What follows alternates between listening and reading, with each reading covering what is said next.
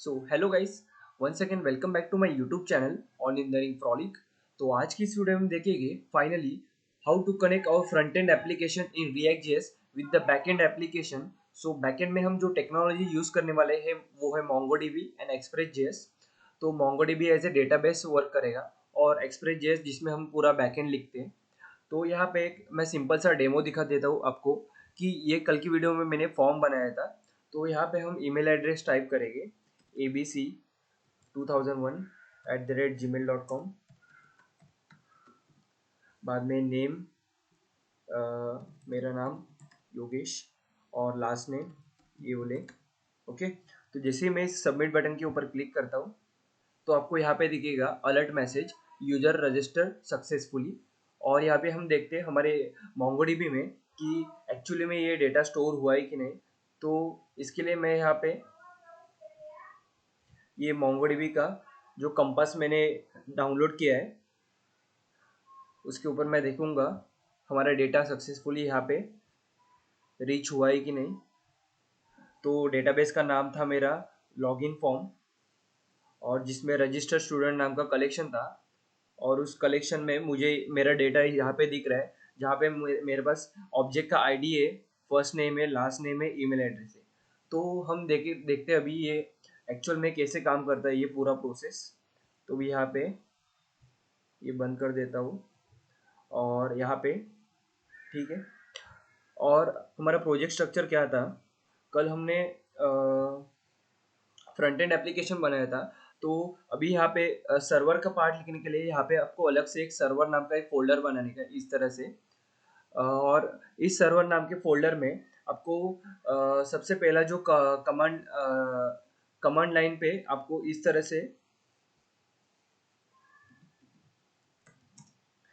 से यहाँ पे रीडायरेक्ट करने का है सर्वर फोल्डर के अंदर। और आपको फर्स्ट कमांड जो लिखने का है वो है npm init और -y। तो जो भी वो इनिशियल जो टेम्पलेट होता है बैकएंड का वो यहाँ पे ये प्रोवाइड करके देगा npm init -y ये कमांड लिखने के बाद। और इसके बाद आपको सिंपली एंटर करने का है। यहाँ पे मैंने पूरा कोड लिखा हुआ है, यहाँ पे मैं सिर्फ एक्सप्लेन करने वाला हूँ वो कोड मैंने कैसे लिखा है, राइट। तो ठीक है, ये करने के बाद आपको सर्वर में जो पैकेजेस लगने वाले वो आपको इंस्टॉल करने के। तो मैं सर्वर का पैकेज डॉट जेसन ये फाइल मैं आपको दिखा देता हूँ। यहाँ पे ये सर्वर का पैकेज डॉट जेसन फाइल है। तो यहाँ पे हमें बेसिकली 3 पैकेजेस लगने वाले हैं, course, express and मोंगूस।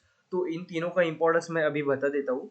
Express first package है एक्सप्रेस। तो एक्सप्रेस पैकेज की मदद से हम एक्सप्रेस में जो भी फंक्शनलिटीज होते हैं फॉर राउटिंग पर्पस, बैकएंड का पार्ट, तो ऑथेंटिकेशन, वो सब यहाँ पे एक्सप्रेस जेएस में कोड लिखा जाएगा, राइट। और मोंगूस, सो हमारा जो भी हम बैकएंड में कोड लिखेंगे उसको MongoDB डेटाबेस के साथ कनेक्शन करने के लिए हमारे पास एक मोंगूस मिडलवेयर आता है, राइट। तो इसकी मदद से हम इजीली MongoDB को अपने बैकएंड के साथ एक्सप्रेस के साथ कनेक्ट कर सकते हैं। और बाद में है कॉर्स। तो कॉर्स पैकेज क्या है बेसिकली कि उसका क्रॉस ओरिजिन रिसोर्स शेयरिंग, इसका फुल फॉर्म है cross origin resource sharing. Cross origin मतलब क्या कि हमारा जो बैकएंड है वो एक अलग पोर्ट नंबर के ऊपर चल रहा है और हमारा फ्रंट एंड है वो एक अलग पोर्ट नंबर के ऊपर चल रहा है। तो हमें बेसिकली क्या करने का है कि इन दोनों बैकएंड और फ्रंट एंड को एक सेम प्लेटफॉर्म पे कनेक्शन प्रोवाइड करने का है, मतलब बेसिकली कनेक्ट करने का है। तो उसके लिए ये कॉर्स लाइब्रेरी यूज करते हैं। तो आपको सिंपली क्या करने का है, इस सर्वर फोल्डर में npm install cors mongoose और यहाँ पे एक्सप्रेस। तो इस तरह से ये तीनों पैकेज आप एक साथ इंस्टॉल कर सकते हो, राइट। तो बाद में आपको क्या करने का है, सिंपली जैसे कि हमें पता है कि कभी भी किसी भी बैक एंड या फ्रंट एंड एप्लीकेशन का जो एंट्री पॉइंट होता है वो index.js फाइल से स्टार्ट होता है, राइट। तो रिएक्ट ऐप में भी हमने देखा था कि उसका स्टार्टिंग पॉइंट क्या होता है, index.js। तो यहाँ पे भी index.js आपको एक फाइल क्रिएट करने का है सर्वर फोल्डर के अंदर। आपको बस इस सर्वर फोल्डर के ऊपर कॉन्सेंट्रेट करने का है अभी। तो index.js यहाँ पे मैंने एक फाइल यहाँ पे लिखा है। अभी इस index.js में आपको दिखेगा कि मैंने ये पैकेजेस रिक्वायर किए। तो जैसे कि हम रिएक्ट में इंपोर्ट स्टेटमेंट लिखते हैं वैसे ही यहाँ पे एक रिक्वायर का एक फंक्शन है, इनबिल्ट फंक्शन है। तो वो यूज़ करके आपको जो भी रिक्वायर्ड पैकेज होगा उसका नाम यहाँ पे प्रोवाइड करने का है और उसका एक इंस्टेंस बनेगा। यहाँ पे मैंने एक्सप्रेस पैकेज का एक इंस्टेंस बनाया यहाँ पे और उसको कॉल किया और मैंने ऐप नाम का एक इंस्टेंस यहाँ पे बनाया, राइट। तो यहाँ पे इस तरह से बाद में हमने क्या किया, यहाँ पे mongoose को रिक्वायर किया। हालांकि इसकी अभी इधर यहाँ पे ज़रूरत नहीं है तो यहाँ से हम निकाल देते क्योंकि मैंने यहाँ पे इस फाइल में इसका यूज़ नहीं किया। ओके, तो यहाँ पे ये दो लाइन आपको क्लियर होगा। और मैं जैसे कि मैंने बताया था कि कॉर्स लाइब्रेरी को हमें इंस्टॉल किया हमने, तो उसको भी हम रिक्वायर करेंगे। और यहाँ पे नेक्स्ट लाइन मैंने यहाँ पे ऐप डॉट यूज कॉर्स, मतलब उसको यूज़ करने का है, तो उसको हमारे पास ये ऐप जो इंस्टेंस बनाया था उसमें हमें यूज़ नाम का फंक्शन है। तो जो कुछ भी हमें यूज़ करना होगा तो डायरेक्टली हमारे पास फंक्शन है यूज़ का, तो उसे हम यूज़ करेंगे। और यहाँ पे अभी मैंने ये लाइन क्या लिखा है, app dot use express dot JSON. तो इसका मतलब यही है कि जो भी हमारा मतलब जो भी हम फ्रंट एंड से बैक एंड में डेटा स्टोर करते हैं वो in the form of JSON accept होगा और बैक एंड से फ्रंट एंड में सेंड होगा। तो वो एक्सेप्ट और सेंड करने के लिए हमें ये app dot use express dot JSON, मतलब जो भी डेटा एक्सेप्ट होगा वो in the form of Jason यहाँ पे एक्सेप्ट करेगा, राइट। तो आपको पता होगा, अगर नहीं पता तो भी मैं बता देता हूँ कि MongoDB में जो भी डेटा स्टोर होता है वो इन द फॉर्म ऑफ की वैल्यू पेयर स्टोर होता है। की वैल्यू पेयर मतलब जेसन, राइट। तो इसलिए यहाँ पे एक्सप्रेस डॉट जेसन, ये जेसन नाम का एक फंक्शन आपको कॉल करने का, राइट। तो ये जो एक दो और यहाँ पे जो स्टार्टिंग में मैंने लाइंस बताया था ये हर एक प्रोजेक्ट के लिए सेम होगा, ठीक है। अभी आपको बेसिकली क्या करने का है कि यहाँ पे मुझे मोंगोस भी लगेगा, जो मैंने यहाँ पे निकाला था मोंगोस लगेगा मुझे यहाँ पे। तो मैंने मोंगोस को भी रिक्वायर किया यहाँ पे। तो मोंगोस मैंने क्या बताया कि मोंगोस मोंगोडीबी के साथ कनेक्ट करने के लिए रहता है। तो यहाँ पे मोंगोस में एक इनबिल्ट फंक्शन है कनेक्ट नाम का, राइट। तो कनेक्ट नाम का फंक्शन यूज करके हम क्या करेंगे बेसिकली, कनेक्ट हम MongoDB के कनेक्शन को एस्टेब्लिश करेंगे। तो उसके लिए कनेक्ट नाम के फंक्शन के ऊपर होवर करता हूँ तो मुझे यहाँ पे 3 पैरामीटर एक दिख रहा है URI ऑप्शंस, और यहाँ पे मुझे थर्ड पैरामीटर दिख रहा है कॉल बैक फंक्शन। सो यहाँ पे हम डिस्कस करेंगे URI क्या होता है। तो जैसे कि मैंने बताया कि हम MongoDB कॉम्पास यूज करें, तो कॉम्पास क्या एक लोकली डेटाबेस है, राइट। तो उसके लिए यहाँ पे ये जो लाइन है MongoDB कॉलन डबल स्लैश 127.0.0.1, तो ये डिनोट करता है लोकल होस्ट। तो आपको सेम टू सेम ये लिखने का है URI, और जो MongoDB का डिफॉल्ट पोर्ट नंबर होता है वो होता है 27017। और यहाँ पे स्लैश दे के आपको क्या करने का है, जो भी हमारा डेटाबेस का हमें नाम देना होगा वो हमें यहाँ प्रोवाइड करेंगे। तो मैंने डेटाबेस का नाम यहाँ पे लॉगिन फॉर्म रखा है, राइट। और यहाँ पे मैंने जैसे बताया था कि सेकेंड पैरामीटर क्या होता है, ऑप्शन सेट करने होते हैं। तो ये बाय डिफॉल्ट कुछ ऑप्शन सेट होते हैं, वो in the form of comma देके आपको एक ऑब्जेक्ट यहाँ पे पास करने का है कुछ इस तरह से। तो ये आपको क्या है, ये पैरामीटर्स ये आपको ज़्यादा सोचने का नहीं है, ये डिफॉल्ट पैरामीटर होते हैं, ये हमें प्रोवाइड करने का, राइट। ये नहीं किया प्रोवाइड तो हमें MongoDB का कनेक्शन एस्टेब्लिश करने में प्रॉब्लम होगा, राइट। तो थर्ड पैरामीटर होता है कॉल बैक फंक्शन। अभी मोस्टली स्टूडेंट्स को ये नहीं पता कि कॉल बैक फंक्शन क्या होता है, तो मैं अभी शॉर्ट में बता देता हूँ कॉल बैक फंक्शन क्या होता है। तो जब भी हम एक काम करते हैं तो हमें यूजर को एक मैसेज देना होता है कि वो काम कंप्लीट हुआ नहीं या नहीं हुआ, तो वो हम कॉल बैक फंक्शन की मदद से कर सकते हैं। तो यहाँ पे मैंने डॉट देन डॉट कैच इसका ना यूज किया है। तो डॉट देन मतलब क्या, अगर ये MongoDB का कनेक्शन सक्सेसफुली होता है तो हमें यूजर को क्या मैसेज प्रोवाइड करने का है, तो यहाँ पे डॉट देन में लिखते हैं वो कोड। तो यहाँ पे एक कॉल बैक फंक्शन चलाएंगे हम डॉट देन में। तो मैं सिंपली डिस्प्ले करूंगा console dot log connection success, right. अगर कुछ एरर आता है MongoDB को एस्टेब्लिश करने के लिए, कनेक्शन एस्टेब्लिश करने के लिए, तो यहाँ पे एक डॉट कैच में एक एरर नाम का एक ऑब्जेक्ट पास करने का हमें, और हम सिंपली कंसोल के ऊपर डिस्प्ले करेंगे console dot log message connection failed, और जो भी एरर का मैसेज होगा वो हम एरर डॉट मैसेज इससे डिस्प्ले करेंगे, राइट। तो इस तरह से हमने बैकएंड का कनेक्शन एस्टेब्लिश किया। अभी हमें सिंपली क्या करने का है, हमें अभी जो बैकएंड का पोर्ट होता है उसे लिसन करने का है। तो लिसन यहाँ पे ऐप डॉट लिसन, तो मतलब क्या कि फ्रंट एंड का एप्लीकेशन 3000 पोर्ट के ऊपर चलता है, तो हमें बैकएंड का भी इन द सेम वे एक पोर्ट हमें असाइन करने का होता है। तो हम इस तरह से ऐप डॉट लिसन, और लिसन में अभी यहाँ पे आप देखोगे तो लिसन इसमें दो पैरामीटर है, एक है पोर्ट और दूसरा है कॉलबैक फंक्शन। तो पोर्ट इसमें हमें बेसिकली जो भी पोर्ट नंबर होगा वो पास करने का होता है। तो मैंने यहाँ पे 5000 ये पोर्ट के ऊपर मेरा बैकएंड सर्वर मैं रन कर रहा हूँ, इसलिए मैंने 5000 लिखा है, कॉमा ये कॉलबैक फंक्शन है। कॉलबैक फंक्शन मैंने अभी बताया कि कुछ भी हमें यूजर को इंटरेक्ट करना होगा यूजर से, मतलब अगर सक्सेसफुली कनेक्ट हुआ तो क्या, अगर रिजेक्ट हुआ तो क्या। तो यहाँ पे ये कॉलबैक फंक्शन में हमें कंसोल डॉट लॉग में लिखने का है server running on port number 5000। तो अभी यहाँ पे ये सर्वर को रन करने के लिए आपको क्या करने का है, सिंपली इस सर्वर फोल्डर में रिडायरेक्ट करके नोड जो भी हमारा index.js फाइल है, index.js, इस तरह से ये कमांड लिखने का है और एंटर के ऊपर क्लिक करने का है। तो आपको यहाँ पे दिखेगा एक मैसेज आया है server running on port number 5000। तो यहाँ पे मैंने जैसे बताया, और यहाँ पे कनेक्शन सक्सेस, कनेक्शन सक्सेस ये कौन सा कनेक्शन सक्सेस है, तो ये MongoDB के साथ जो कनेक्शन हमने एस्टेब्लिश किया था यहाँ पे, उसका हमें कनेक्शन मैसेज दे रहा है कि कनेक्शन सक्सेसफुल है। ओके, तो ये इस तरह से हम बैकएंड का हमने स्टार्ट किया सर्वर। तो अभी आपको सिंपली क्या करने का है कि जैसे मैंने बताया अभी यहाँ पे फ्रंट एंड में हम क्या क्या स्टोर कर रहे हैं, inputs, email address, first name, last name, right. तो अभी है ना, हमें सिंपली क्या करने का है, अभी हम फ्रंट एंड के ऊपर जाएंगे। फ्रंट एंड में मैंने कंपोनेंट्स नाम के फोल्डर में यहाँ पे form.js में यहाँ पे मैंने कल की वीडियो में यहाँ पे मैंने कंसोल डॉट लॉग किया था, जो भी हमारा डेटा था हैंडल सबमिट के ऊपर फंक्शन, ये फॉर्म जब क्लिक होगा on submit equal to handle submit, तो मैं बेसिकली क्या कर रहा था यहाँ पे कंसोल डॉट लॉग में, यहाँ पे ये जो डेटा हमने यहाँ पे स्टोर किया है यूज स्टेट में, ये मैं डिस्प्ले कर रहा था। तो आज की इस वीडियो में मैं आपको बताऊंगा कि ये जो फ्रंट एंड का डेटा है ये बैक एंड में हम कैसे सेंड करते हैं। तो हम एक्सियोस लाइब्रेरी का यूज करते हैं बेसिकली इसके लिए।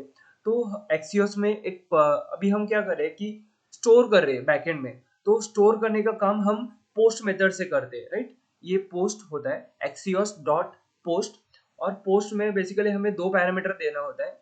एक तो है कि कौन से यूआरएल पे यहाँ पे ये डेटा हमारा सेंड होने वाला है, तो यहाँ पे http:// 5000 पोर्ट, क्योंकि हमारा बैकएंड 5000 पोर्ट के ऊपर जाने वाला है, और /रजिस्टर। तो मैंने यहाँ पे बैकएंड में राउट्स भी बनाए कि /रजिस्टर इस राउट के ऊपर कुछ डेटा सेंड हो रहा होगा, तो वो डेटा हम बैकएंड में स्टोर करेंगे। तो यहाँ पे /रजिस्टर नाम का मैंने राउट बनाया, ये मैं थोड़ी देर में एक्सप्लेन करूंगा। ये /रजिस्टर का राउट के ऊपर हमने बैकएंड में क्या कोड लिखा है एग्जैक्टली। तो और सेकेंड पैरामीटर जो होता है कि हमें इस यूआरएल के ऊपर कौन सा डेटा हमें स्टोर करने का है, तो मुझे ये डेटा है ये मुझे front end to back end send करने का है। तो कॉमा में मैंने डेटा नाम का ये ऑब्जेक्ट मैंने यहाँ पे इस तरह से पास किया, जिसमें ईमेल, एफनेम और लास्ट नेम ये प्रॉपर्टी। और यहाँ पे अगेन हमें यहाँ पे कॉलबैक फंक्शन यहाँ पे रन करने का है। तो यहाँ पे कॉलबैक फंक्शन हम डॉट देन डॉट कैच इस तरह से कर दे। तो अगर डॉट देन बाद में हमें जो भी रिस्पॉन्स मिलेगा बैकएंड से, उस रिस्पॉन्स को मैं इस रिस्पॉन्स ऑब्जेक्ट में स्टोर करूंगा।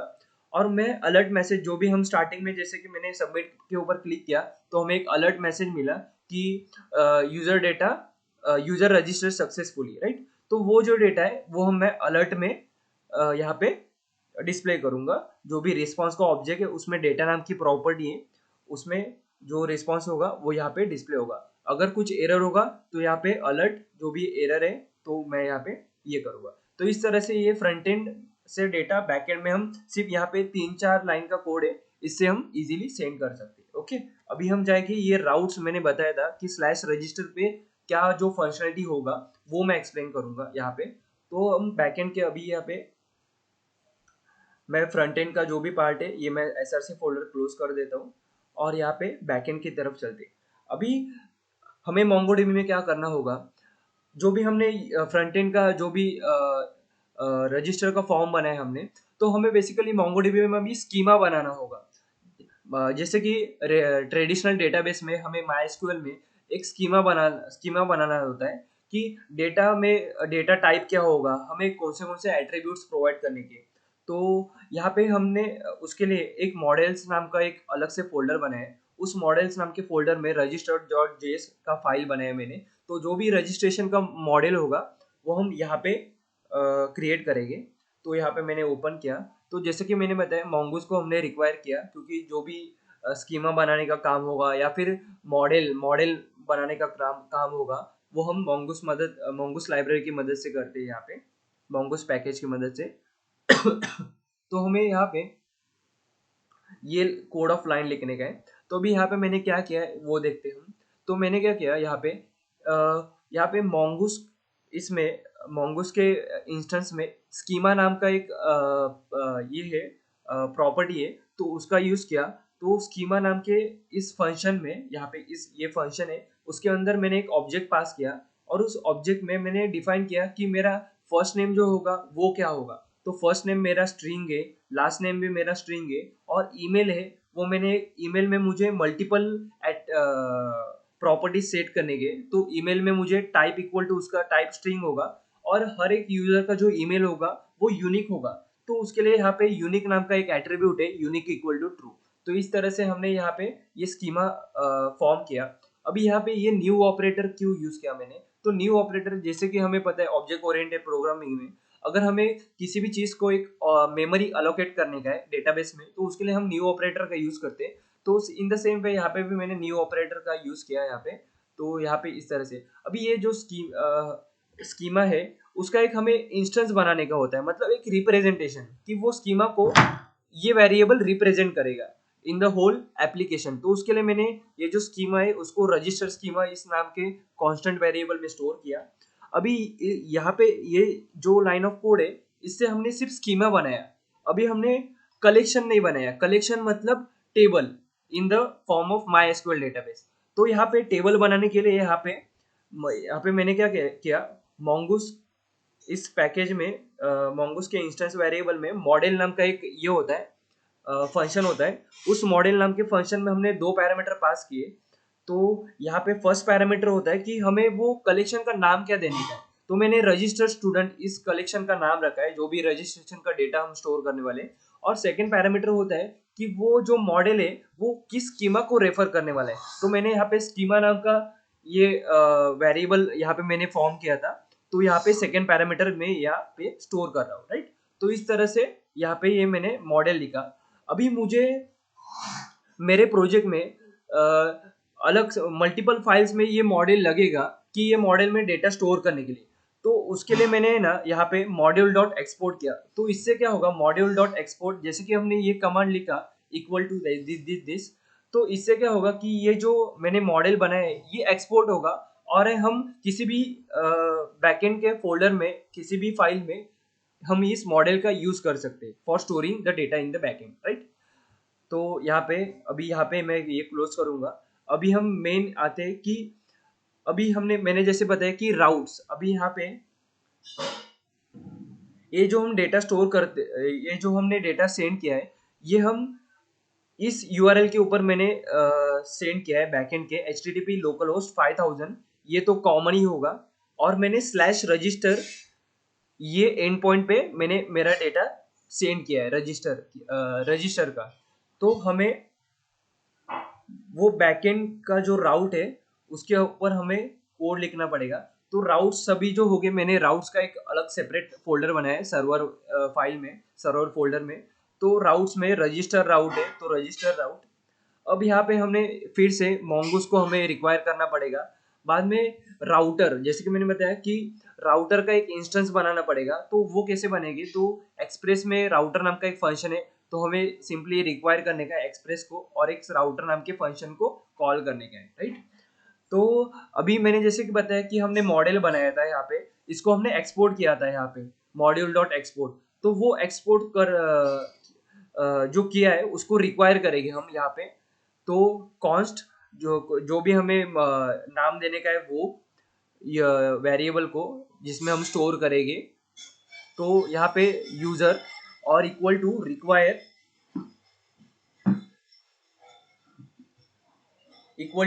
रिक्वायर और यहाँ पे ये पाथ देना पड़ता है हमें। तो ये मैं पाथ आपको फिर से दिखा देता हूँ कि अभी हम कहाँ पे हैं कि राउट्स इस फोल्डर में।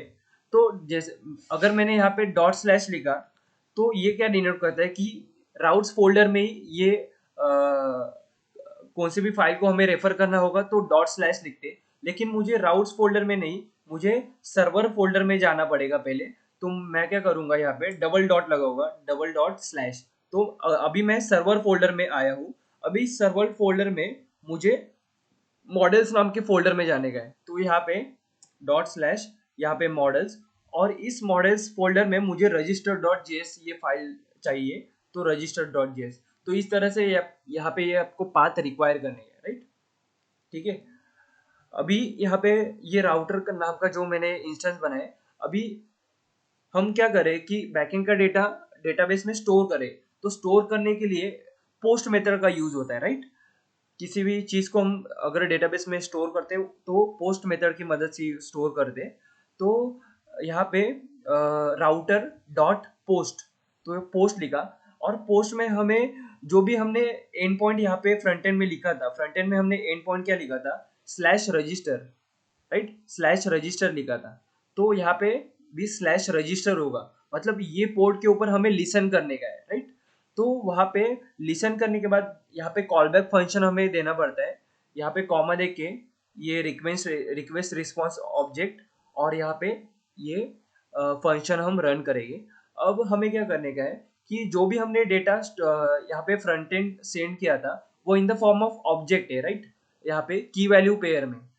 तो यहाँ पे वो जो डेटा है वो रिक्वेस्ट हेडर में, मतलब जो हेडर होता है जब भी हम डेटा सेंड करते हैं front end to back end, तो हेडर में हमें वो जो भी हम बॉडी प्रोवाइड करते हैं, बॉडी मतलब ये जो डेटा, तो हमें वो बॉडी को रिक्वायर करना होता है। तो इस रिक्वेस्ट पैरामीटर में रिक्वेस्ट डॉट बॉडी नाम के बॉडी लिखा मैंने यहाँ पे। तो मुझे जो भी डेटा हमने पास किया था वो मिल जाएगा। और हमें क्या सिंपली करने का है कि ये जो मॉडल का हमने एक रिप्रेजेंटेटिव बनाया था, यूजर, तो उसमें मुझे यहाँ पे वो जो डेटा है मुझे स्टोर करने का है। और जैसे कि मैंने बताया कि अगर आपको मेमोरी अलोकेट करने का है तो आपको न्यू ऑपरेटर का यूज करने का है, तो इस तरह से। और जो भी वो डेटा स्टोर होगा बैकएंड में, उसका एक रिप्रेजेंटेटिव मुझे बनाने का है। तो उसको मैंने एक इंस्टेंस में, यूजर नाम के इंस्टेंस में मैंने स्टोर किया है, राइट। तो आपको यहाँ तक क्लियर होगा अभी तक। सिंपल है, कुछ नहीं है। यहाँ पे मैंने मॉडल, जो मैंने मॉडल बनाया था, तो उसका एक इंस्टेंस है यूज़र। तो उस यूज़र के इंस्टेंस में मुझे जो भी हमारा front end to back end data आता है वो रिक्वेस्ट में आता है, रिक्वेस्ट डॉट बॉडी इस पैरामीटर में। तो हमें सिंपली इसमें यहाँ पे इस तरह से पास करने गए, राइट। और यहाँ पे न्यू ऑपरेटर की मदद से मेमोरी एलोकेट होगी हमारे इसमें। अभी यहाँ पे इस रिप्रेजेंटेटिव को हमें सेव करने का है, मतलब अभी तक डेटा, यहाँ इस लाइन तक अभी तक डेटा सेव नहीं हुआ है। तो सेव कब होगा, जब हम ये सेव नाम का फंक्शन इसके ऊपर चलाएंगे, राइट। तो यूजर डॉट सेव, तो सेव होने के बाद भी हमें कॉल बैक फंक्शन रन करने का है, मतलब प्रॉमिस, बेसिकली ये प्रॉमिस है, डॉट देन डॉट कैच। तो प्रॉमिस क्या होता है कि हमें यूजर को बताना पड़ता है कि अगर सक्सेसफुल हुआ तो हमें क्या करने का है, अगर अनसक्सेसफुल रहा तो हमें क्या करने का है। तो वो डॉट देन और डॉट कैच की मदद से हम लिखते हैं।